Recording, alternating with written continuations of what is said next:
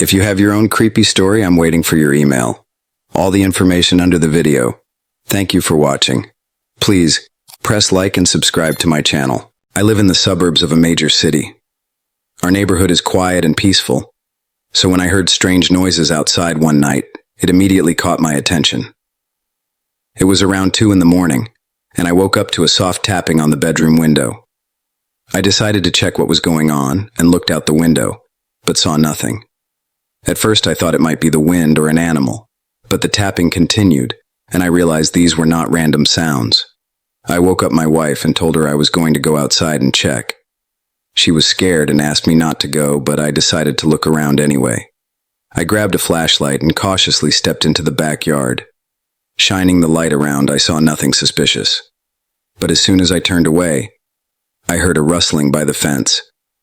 Shining the light in that direction, I saw someone climbing over the fence and running towards the woods. I immediately went back inside and called the police. When they arrived, they thoroughly inspected the yard and the surrounding area, but found no one. The police said it might have been a random burglar or some kids playing pranks. Still, I felt it was not just a coincidence. A few days after the incident, I started noticing strange things inside the house. Items I left in one place would end up in another. Things would go missing and then reappear. One night, I woke up with the feeling that someone was standing by my bed. Turning on the light, I saw no one, but the feeling didn't go away. I decided to install surveillance cameras both inside and outside the house. The next day, reviewing the footage, I was horrified. On the video, I saw a person sneaking into our house through the living room window while we were sleeping. He wandered around the house, touched things, watched us sleep, and then quietly left. I immediately showed the footage to the police. They began an investigation and increased patrols in our neighborhood. It turned out similar incidents had been happening in other homes in our area.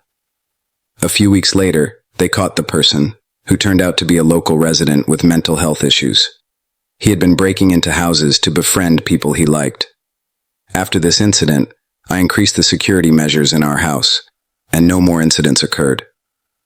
But even now, months later, I still can't sleep peacefully without checking all the locks and cameras several times before bed.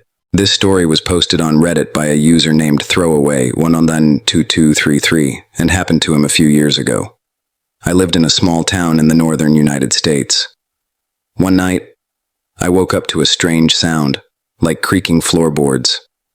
At first, I thought it was just my dog wandering around the house, but then I remembered that I always locked her in another room at night.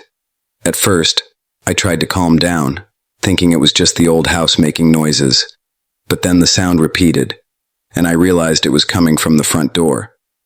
In my house, the door was old, and always creaked a little when opened. I listened more closely and realized that someone was trying to open it very quietly. I grabbed a flashlight and headed to the door, trying not to make any noise. As I approached the door, I looked through the peephole but saw nothing because it was dark outside. I quietly opened the door and stepped onto the porch, shining my flashlight around. But there was no one in sight. Suddenly, I heard a rustling behind me, and turning around, saw that the door to the house was open. Inside, there was some kind of silhouette. I froze in fear, realizing it was clearly not my dog. The figure moved very slowly, as if searching for something. I gathered my courage and shouted, "Who's there?" The figure instantly froze and then, turning around, ran out of the house through the back door. I ran after it, but in the darkness, I couldn't see anything.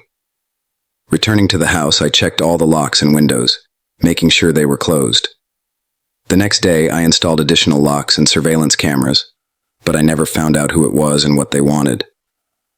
There were no more incidents like that, but since then, I always pay close attention to every sound in the night.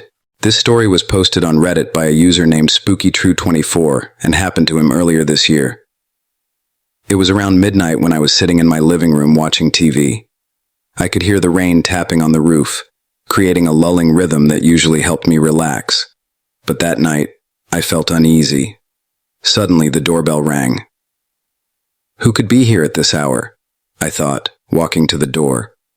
I opened it to see a young woman, soaked to the skin. Please, help me, she cried. My car broke down and my phone is dead. I can't call anyone. I led her inside and offered her a towel to dry off. She gratefully took it and sat down on the couch. What's your name? I asked, trying to calm her down. My name is Anna, she replied. Thank you so much for your help. You're welcome, I said. You can use my phone to call someone. She nodded and took the phone, dialing a number. I went to the kitchen to make her some hot tea, but when I returned, I noticed she was just holding the receiver, not dialing. Anna, is everything okay? I asked. Yes, she said quietly. I'm just a little nervous. Can I have some water? I went to the kitchen to get a glass of water, and when I returned, I saw her writing something on a piece of paper. She handed it to me. Can you give this to my friend? She asked. I took the note and read, Don't trust me. Call the police. He's here. I looked at her in confusion. Her face was pale and scared. Anna, what's going on? I asked, trying not to panic. He's here, in the house, she whispered, glancing at the staircase. I followed her gaze and saw a shadow moving upstairs.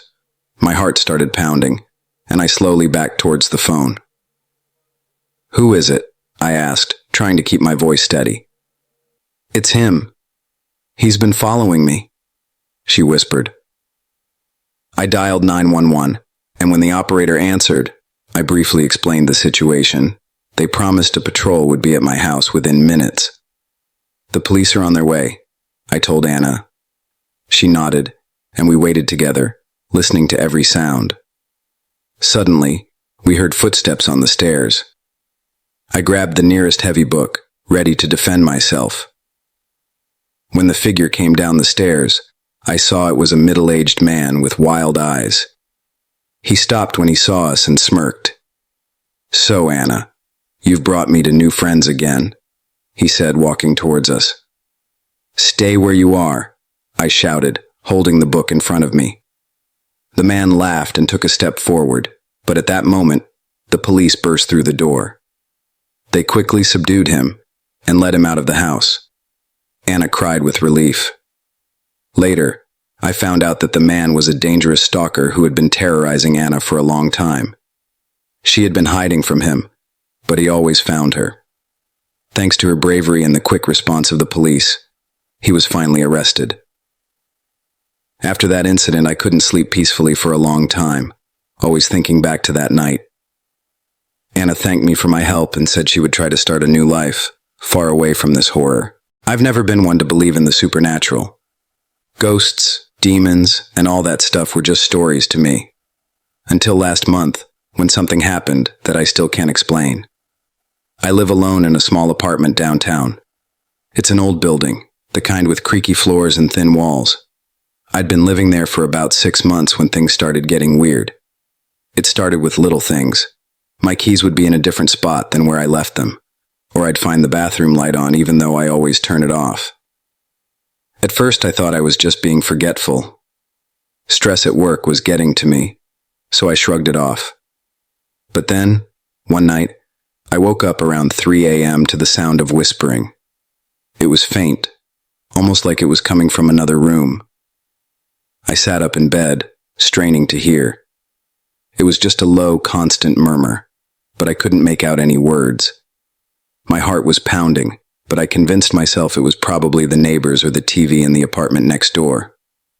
A few nights later, I woke up again at 3 a.m.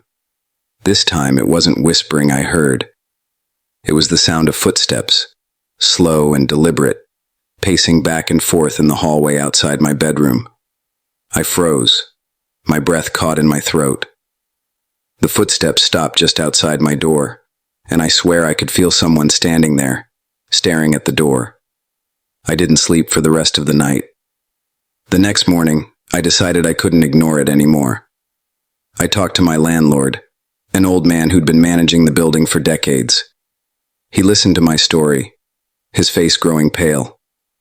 "You're in apartment 3B, right?" he asked. I nodded. He sighed, looking around nervously before speaking.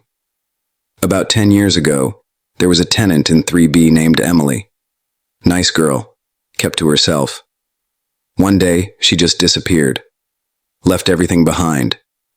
Her parents hired private investigators, but she was never found.